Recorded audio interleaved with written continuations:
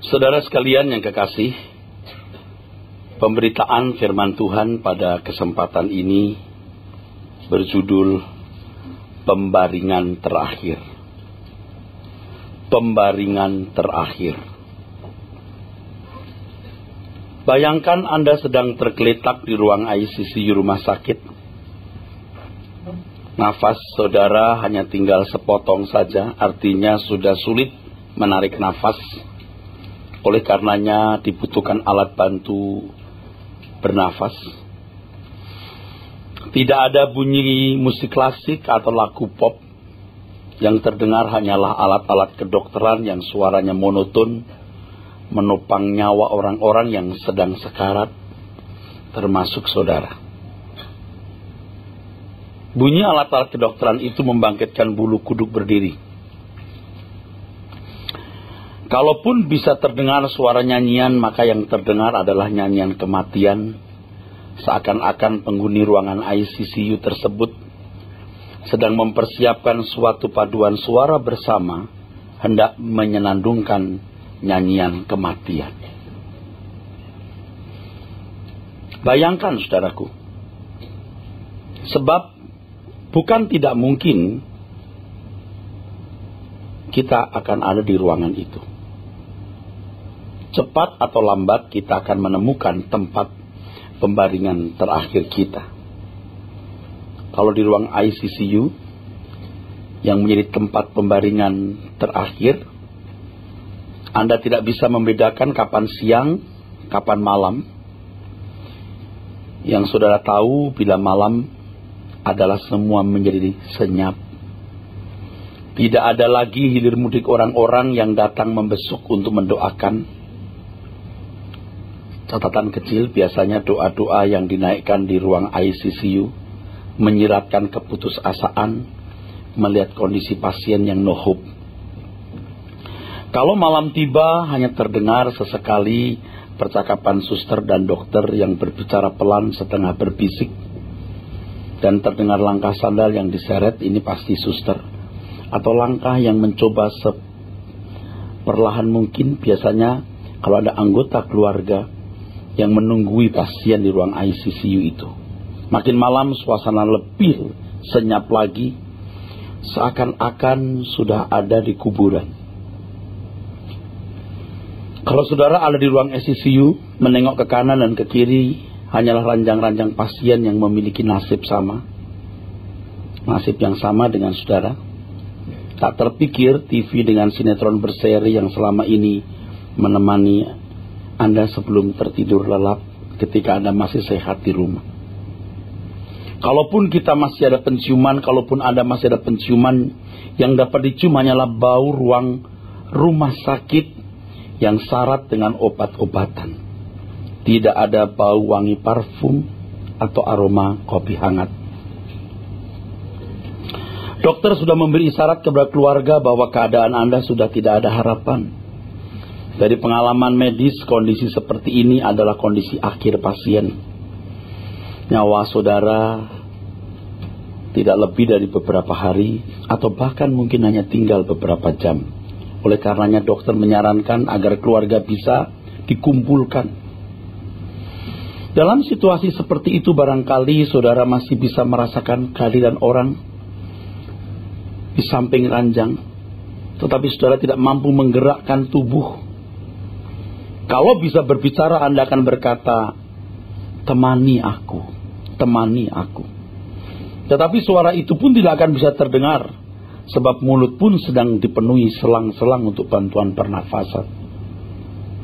Diharapkan pada waktu itu saudara masih bisa berkata kepada Tuhan, Tuhan, temani aku. Setiap kita akan sampai pada pembaringan terakhir. Pembaringan terakhir maksud saya adalah tempat atau pembaringan yang digunakan merebahkan tubuh sebelum maut menjemput. Sebenarnya kita tidak pernah tahu di mana dan kapan pembaringan terakhir kita. Sebab ada orang yang rebahan pada sore hari, tertidur, ternyata esoknya sudah terbujur kaku. Tempat tidur di rumah itulah pembaringan terakhirnya. Tidak sedikit orang yang pembaringan terakhirnya adalah jalan beraspal, yaitu ketika ia tergeletak di jalan karena suatu kecelakaan. Ada pula yang pembaringan terakhirnya adalah kursi pesawat, kursi bus, atau tempat duduk kapal feri, di mana terjadi kecelakaan di sana dan orang-orang belum sempat keluar dari kursi duduknya. Pernah seorang teman ketika saya masih muda, saudara, dia termasuk senior saya menjadi guru sekolah minggu, aktivis remaja pemuda. Dia seorang pendeta muda yang ketika mengendara mobil tiba-tiba dadanya sesak. Dia menepi, sempat menelpon ke rumah, mematikan mesin mobil. Seiring dengan matinya mesin mobil, ajalnya tiba. Sakit jantung. Pengalaman yang mirip seperti ini, saudaraku, juga terjadi atas seorang pengacara yang mungkin saudara sebagian kenal, Bapak Okincan. Baru selesai doa untuk kolektor, dia duduk, dia berbisik, dadaku sakit. Pendeta sebelahnya sempat berbisik, doa untuk kolektor aja kamu sakit dada. Tiba-tiba terkulai dan Bapak di surga menjemput.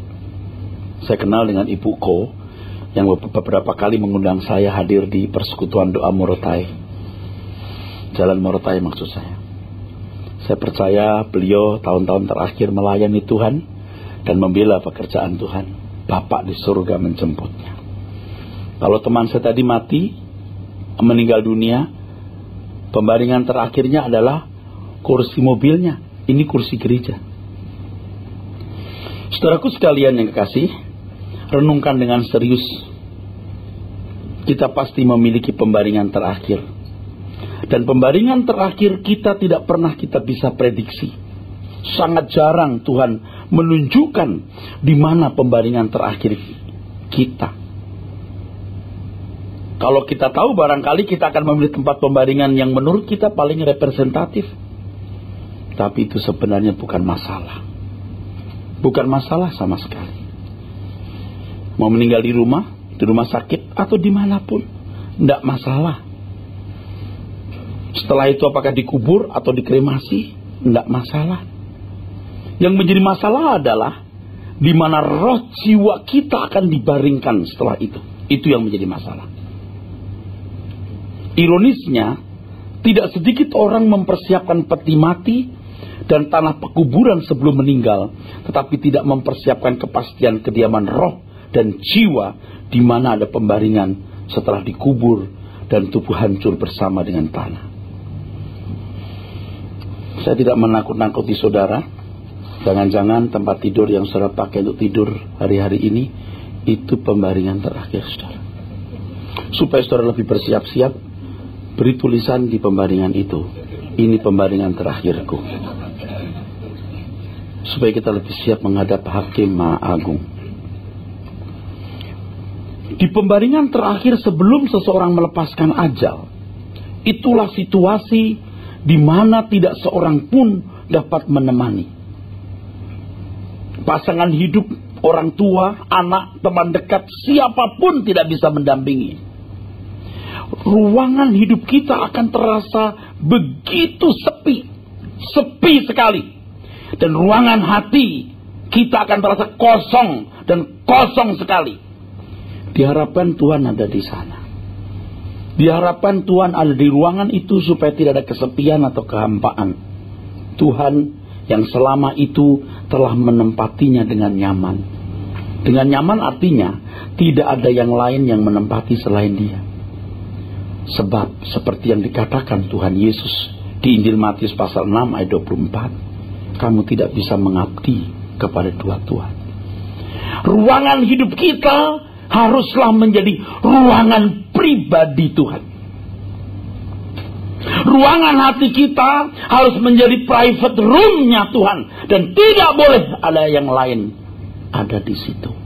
The only world I have is you, Lord. Tuhan Yesus menginginkan ruangan hidup kita menjadi ruangan pribadinya. Jika tidak, Maaf, Tuhan tidak ada di sana, saudaraku. Jika tidak, Tuhan tidak ada di sana. Maaf. Sorry, Tuhan tidak ada di sana. Dan saya harus mengatakan dengan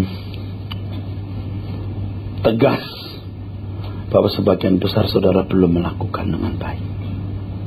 Sebagian besar orang tidak melakukan dengan baik. Banyak keinginan-keinginan. Masih ada berhala-berhala dalam hidupnya, sehingga Tuhan tidak nyaman ada di situ. Yakobus pasal 4 ayat 1 sampai 3. Begitu banyak keinginanmu, dan itu membuat engkau bersahabat dengan dunia. Yakobus 4 ayat 4. Persahabatan dengan dunia, permusuhan dengan Allah. Jadi ketika kita di pembaringan terakhir dan Tuhan Yesus ada di ruangan hidup kita, di ruangan hati kita, tidak sepi, tidak hampa, sebab Tuhan ada di sana. Di pembaringan terakhir ternyata kekayaan, gelar, pangkat, popularitas, kecantikan dan penampilan menarik, kekuatan fisik pun tidak bisa menopang. Dan pada waktu itu memang saudara tidak merasa membutuhkan apapun. Ingat, pada waktu itu Anda tidak merasa membutuhkan apapun. Makan, minum, perhiasan, rumah, mobil, dan lain sebagainya. Pada waktu itulah saudara akan mengerti mengapa Tuhan mengatakan hidup manusia tidak bergantung pada kekayaannya. Lukas pasal 12 ayat 15. Tidak bergantung pada kekayaannya. Barulah Anda menyadari bahwa semua yang selama ini Anda kejar adalah mamon yang tidak jujur. Ternyata yang mamon itu, kekayaan, harta, tidak bisa dipercayai. Pada saat dimana saudara membutuhkan topangan, ternyata yang selama ini dianggap sebagai penopang utama tidak berdaya sama sekali. Itulah mamon yang tidak jujur. Kekuatan yang ternyata menipu. Pada waktu itulah Anda tidak ingin mengenakan cincin yang selama ini menjadi kebanggaan. Rasanya tidak pede kalau tidak mengenakan cincin itu, apalagi di pertemuan-pertemuan khusus. Anda tidak ingin mengendarai mobil yang selama ini menjadi nilai diri, prestis, dan rumah yang selama ini menjadi istana keagungan dan harga diri. Anda akan berhenti menghitung jumlah deposito, pemasukan keuntungan per bulan atau per hari. Anda akan merasakan dengan kejamnya semua itu terlepas dari genggaman, meninggalkan saudara. Dan kalau bisa berkata, mereka berkata, ini bukan wilayah kami. Hari ini betapa kuatnya saudaraku uang itu. Betapa kuatnya kekuatan uang itu. Uang bisa memutarbalikkan hukum. Orang salah jadi benar, orang benar bisa salah, masuk penjara. Uang bisa mengatur hukum, titik komanya bisa dirubah. Uang bisa membeli jabatan. Uang bisa mengatur peradilan. Rasanya kekuatan uang nyaris tidak terbatas. Maka orang mengharapkan topangan itu. Orang berusaha meraih sebanyak-banyaknya karena semakin banyak terasa makin aman, makin banyak makin bahagia, makin banyak makin lengkap, makin banyak makin kuat jaminannya. Tetapi saudara, ketika ada di pembaringan terakhir, mereka akan berkata, ini bukan wilayah kami. Tragis saudaraku. Nah, pada waktu itu barangkali yang Anda butuhkan seorang pendeta. Pendeta yang berbicara mengenai langit baru dan bumi yang baru. Anda mungkin berkata, tolong panggil pendeta satu itu yang bisa menjawab ada apa di balik ini semua. Langit baru, bumi baru. Barangkali pendeta itu tidak bisa hadir karena sedang ada pelayanan di daerah. Atau tugas lain. Atau jangan-jangan pendeta itu telah dijemput oleh majikannya pulang ke rumah abadi. Kalaupun dia datang, dia nggak bisa berbuat banyak. Dia bukan Tuhan. Dia hanya hamba yang juga bergumul bagaimana berkenan kepada majikannya.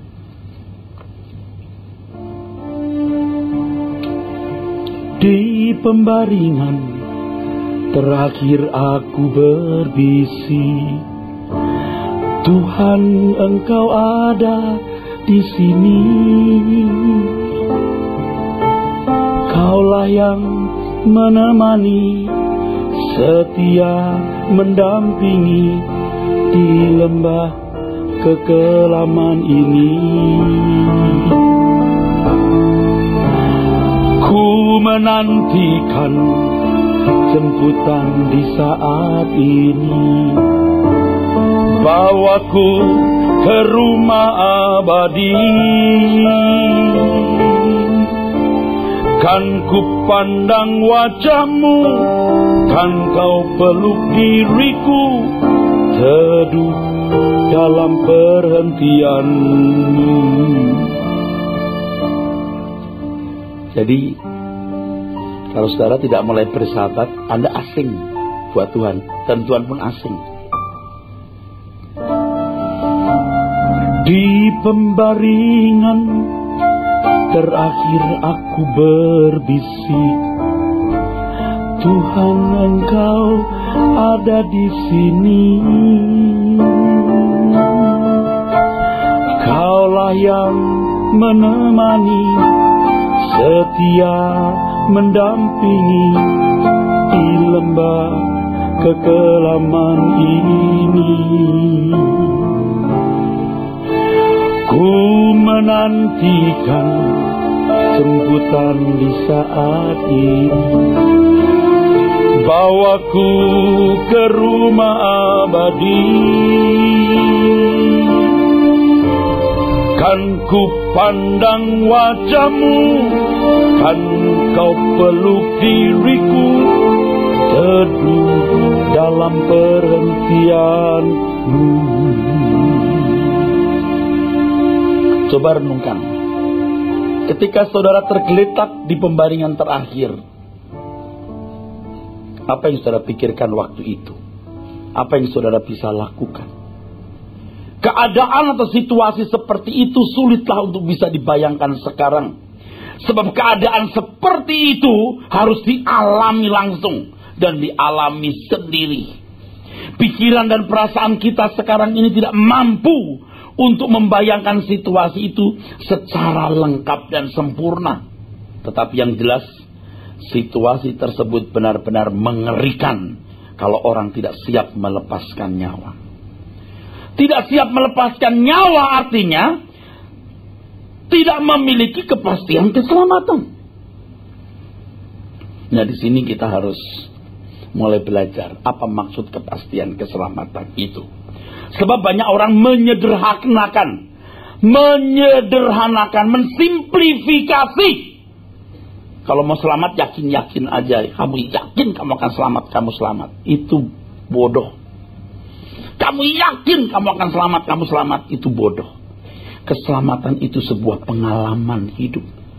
Bukan sekedar aku yakin, tapi aku tahu. Tadi saya datang di satu ibadah. Biasa di kantor saya, sebelum saya kebaktian, saya masuk kantor, siapin minum. Tadi minumnya warna merah. Merah pekat. Agak asing. Tapi saya minum. Klak, klak, klak, klak. Jambu. Sus jambu. Tapi ketika saya di satu tempat lain, minum yang diberikan ke saya, kecoklat-coklatan kayak comberan. Apa ini? Tapi saya klek. Ini kalau nggak sawo, ini apel. Kalau saya ditanya, Pak Eros yakin itu minuman tidak membahayakan? Aku nggak yakin, aku tahu. Aku sudah bersama-sama dengan mereka beberapa tahun. Bahkan di antara mereka belasan tahun kenal saya. Tidak mungkin meracuni saya. Tidak mungkin meracuni saya. Saya tahu. Karena minggu-minggu kemarin saya juga minum minuman di meja yang sama. Saya tidak mati. Jadi saya yakin saya tidak mati. Saya tahu. Kalau saudara di pembaringan ditanya, kamu yakin selamat? Aku bukan hanya yakin, aku tahu. Tahun-tahun hidupku telah ku perjuangkan, ku pertaruhkan berusaha bagaimana aku berkenan kepada Tuhan. Tahun-tahun hidupku telah kupertaruhkan untuk melayani Dia tanpa batas. Aku tahu Dia sahabatku. Makanya tadi lagu itu, yakin Engkau ada di sini. Nggak nyari-nyari, yakin Tuhan besertaku. Nggak, aku tahu. Ini penting. Amin. Satu ini penting. Yakin Pak, kan selamat yakin aja. Oh enggak, bukan yakin, you harus tahu. Nah ini kebodohan yang ada dalam banyak hidup orang Kristen loh. Yakin kalau mati selamat. Yakinlah, yakin harus yakin. Bukan yakin, you harus mengalami. Aku tahu Dia tak kenal aku. Aku tahu Dia kenal aku. Orang harus punya pengalaman real. Nggak bisa cuman yakin-yakin. Di pembaringan terakhir aku berbisik, Tuhan Engkau ada di sini. Kaulah yang menemani, setia mendampingi di lembah kekelaman ini. Ku menantikan jemputan di saat ini, bawaku ke rumah abadi. Kan ku pandang wajahmu, kan kau peluk diriku, teduh dalam perhentianmu. Nggak nyari-nyari saudara. Nggak lihat orang lalu berkata mani aku. Enggak lagi. Kita memang nggak bisa sama-sama terus. Aku udah diajar sama gembala Rehobot, kalau di pembaringan nggak ada yang bisa menemani. Maka jauh-jauh hari aku cari teman. Aku udah diajar. Kekayaan punya wilayah yang tidak bisa masuk ketika aku ada di pembaringan terakhirku. Di pembaringan terakhir aku berbisik, Tuhan Yesus, Engkau ada di sini. Kaulah yang menemani, setia mendampingi di lembah kekelaman ini. Ku menantikan jemputan di saat ini, bawaku ke rumah abadi. Kan ku pandang wajahmu, kan kau peluk diriku, teduh dalam perhentianmu. Pembaringan terakhir sebelum seseorang menutup mata adalah situasi yang paling dahsyat. Lebih dahsyat dibanding dengan situasi apapun yang pernah saudara alami dalam hidup. Tidak ada pengalaman yang lebih menggetarkan di bumi ini lebih dari ketika seseorang melepaskan nyawanya. Momentum transisi dari kefanaan menuju kekekalan adalah momentum yang sangat dahsyat. Kalau hanya situasi ekonomi ambruk sehingga jatuh miskin, kegagalan studi, kegagalan rumah tangga, dan lain sebagainya, tidaklah sebanding dengan situasi ketika seseorang tidak melepaskan nyawanya. Situasi di mana ketika seseorang hendak bersentuhan dengan kekekalan, sementara ia tidak siap mengadakan perjalanan menuju kekekalan itu. Dan persiapannya harus jauh-jauh hari, saudara. Kalau ini kekekalan, kita cuma waktu 70 tahun.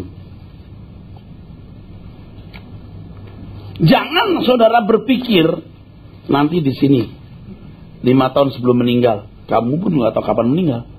Di sini saya persiapan. Nggak sebanding dong. Tak terhingga lalu cuman 3-4 tahun di sini. Konyol. Maka jauh-jauh hari kita persiapkan, saudara. Nah, banyak orang tidak pusingkan itu.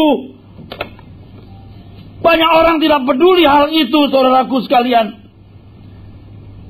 Ini situasi yang mengerikan ketika seorang tidak siap mengadakan perjalanan menuju kekekalan.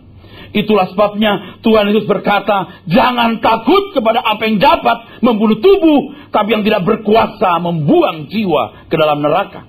Takutlah kepada Allah yang berkuasa bukan saja membunuh tubuh, tapi membuang jiwa ke dalam neraka. Saudara, sekarang Anda bisa mengerti mengapa Tuhan berkata, carilah dahulu kerajaan Allah. Jauh-jauh hari, sedini mungkin, pada waktu Anda di pembaringan dan Anda mencoba untuk mencari Tuhan tapi tidak mampu karena sudah menjadi begitu asing. Pada waktu itu Anda bisa mengingat ketika Anda menolak datang ke suara kebenaran.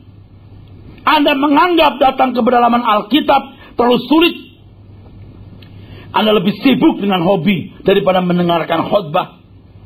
Anda tenggelam dengan sinetron bersambung, tapi tidak belajar melalui majalah rohani Truth, renungan Truth yang penuh dengan kebenaran, yang membawa Anda kepada kebenaran. Macet, Pak. Kalau dari Kelapa Gading 2 jam, kadang-kadang lebay. 1 jam mungkin. Dibikin 2 jam. Kalau di Pluit, Pak, 3 jam setengah. Aduh, lebay. Kamu jahat dengan mulutmu. Kamu tidak mencintai jiwamu sendiri.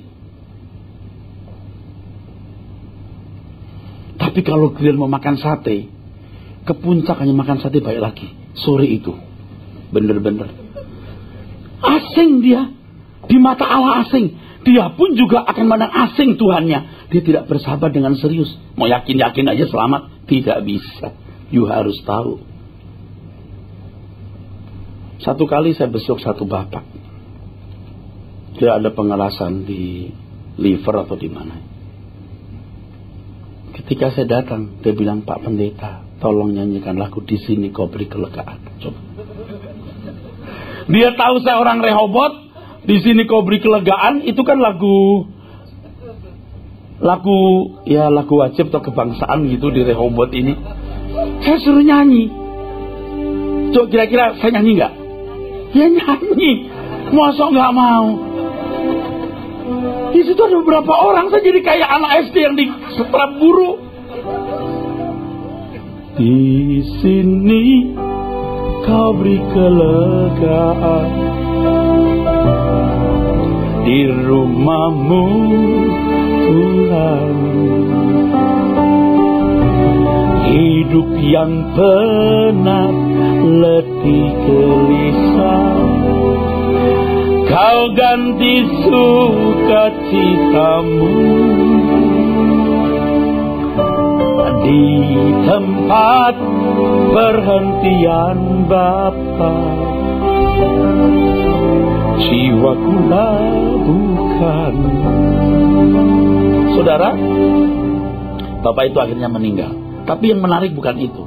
Waktu saya pulang di rumah sakit, dia ingin ikut saya pulang. Itu masalahnya. Dia mau turun dari tempat tidur.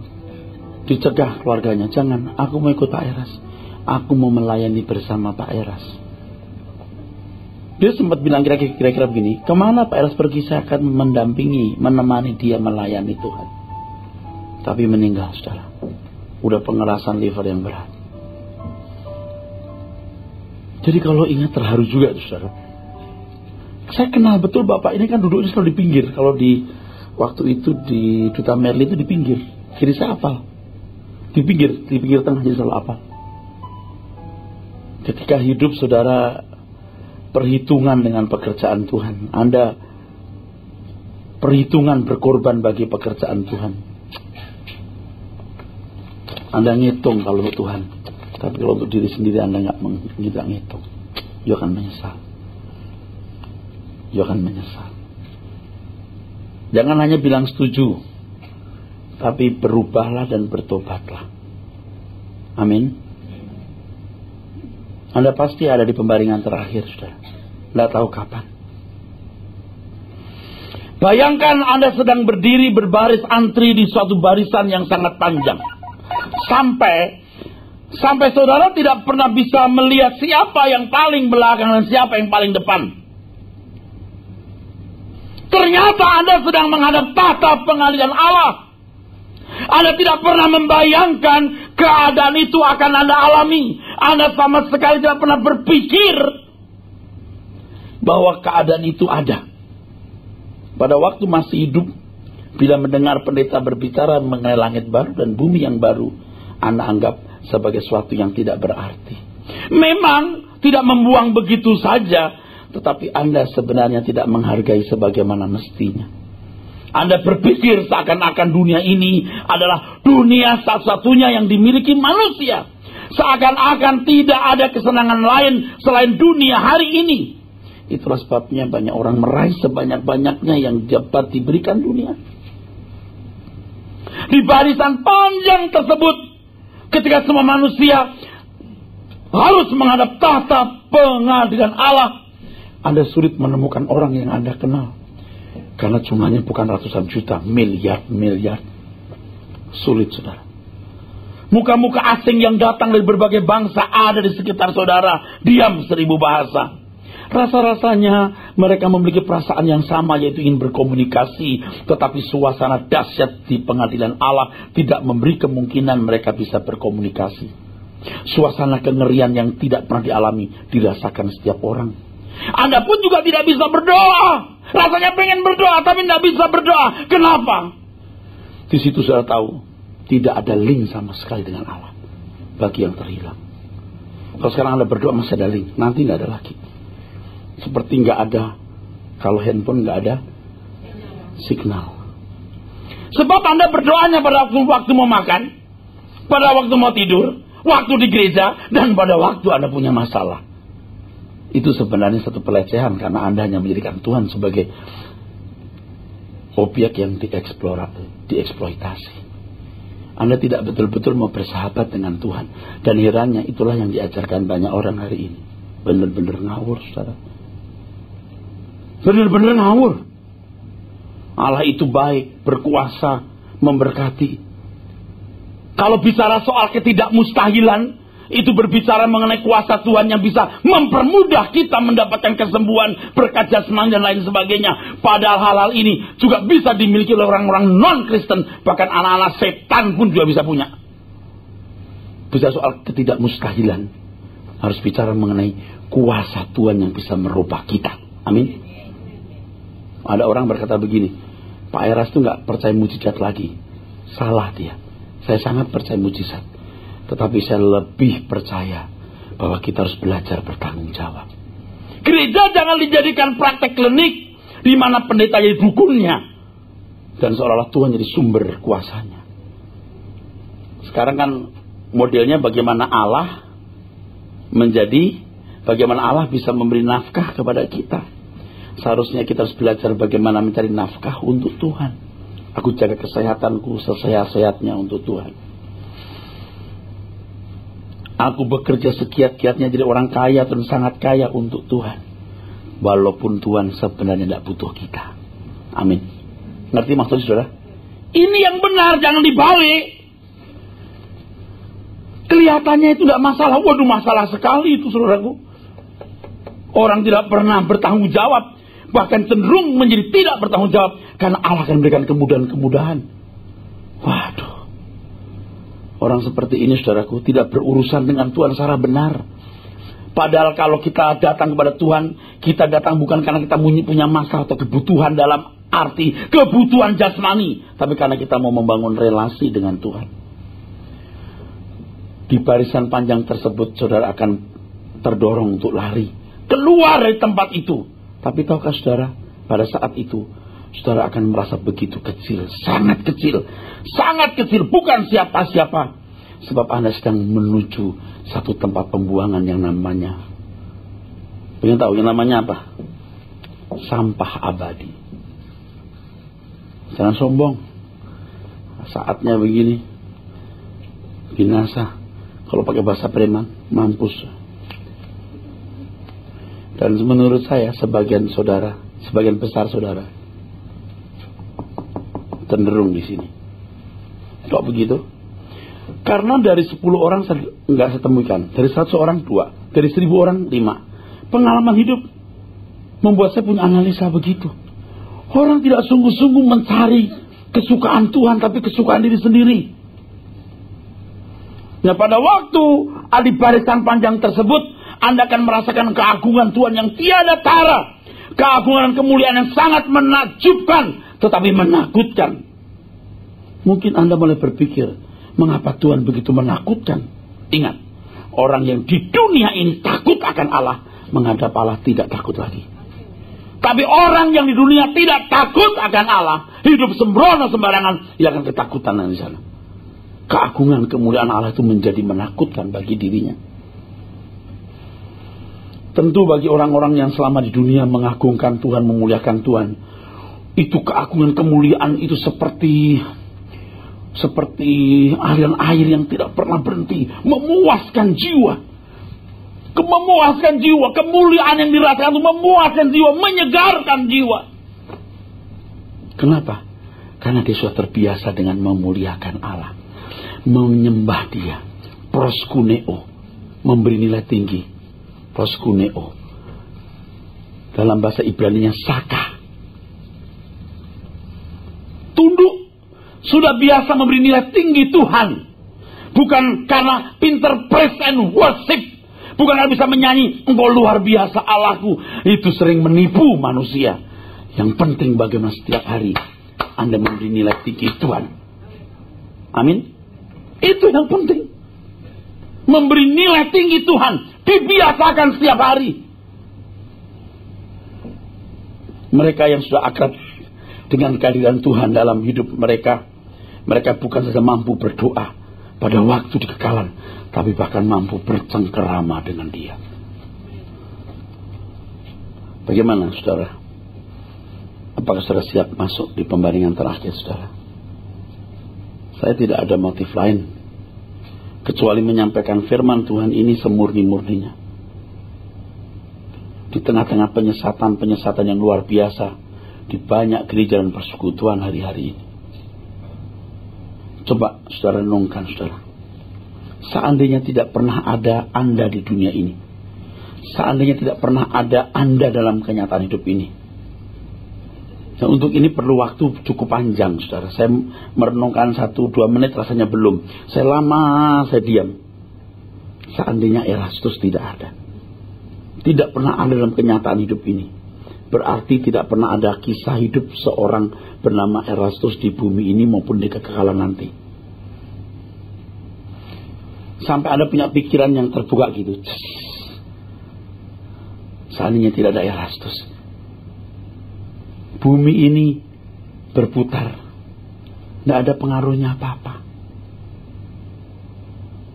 Seandainya tidak ada Ari, bumi ini berputar, Anda nggak punya pengaruh apa-apa. Pikirkan, renungkan ini. Amin. Loh, amin. Seandainya tidak ada Anda, renungkan, bumi ini masih berputar, tidak ada pengaruhnya sama sekali.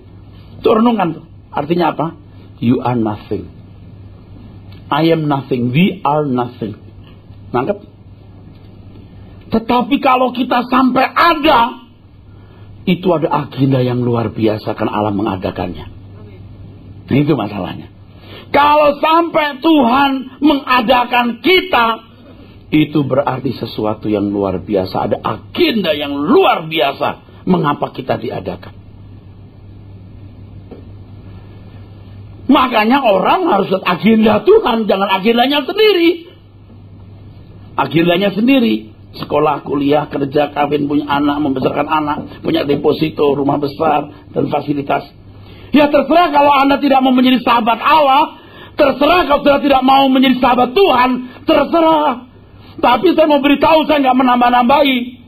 Percintaan dengan dunia, permusuhan dengan Allah. Kamu tidak bisa mengabdi kepada dua Tuhan. Kalau Anda mau membaca agenda Tuhan, saudara melihat satu agenda Tuhan, agendanya cuma satu. Pengen tahu saudara? Satu agendanya. Kesukaan Tuhan. Ini saja. Mau jadi pendeta, mau jadi pedagang, mau jadi dokter, nggak masalah. Kesukaan Tuhan. bagaimana menjadi kesukaan Tuhan. Ini.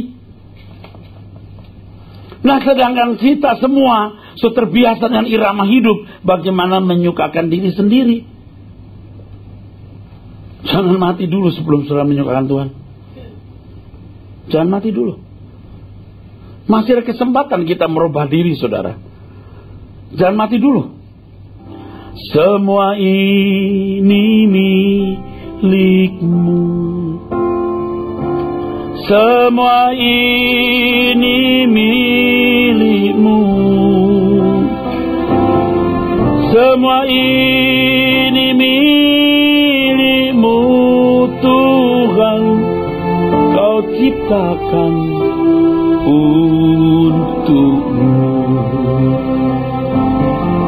Dari semula kau jadikan semua oleh tanganmu yang berkuasa. Juga diriku kau bentuk agar sempurna. Hidup ini bagi kesukaanmu. Dari semula kau jadikan semua oleh tanganmu yang berkuasa. Juga diriku kau bentuk agar sempurna. Hidup ini bagi kesukaanmu. Semua ini milikmu. Semua ini milikmu. Semua ini milikmu, Tuhan. Kau ciptakan untukmu. Kesukaan Tuhan. Kalau Anda nggak ada di bumi ini, Anda di dalam realitas hidup ini nggak ada kita, itu nggak ada pengaruhnya apa-apa. Artinya, you are nothing, I'm nothing, we are nothing. Kita bukan siapa-siapa. Tapi kalau Tuhan membuat kita ada atau mengadakan hak kita, itu adalah agenda besar. Temukan itu, saudara. Temukan itu. Itu perjuangan, pergumulan berat. Temukan itu.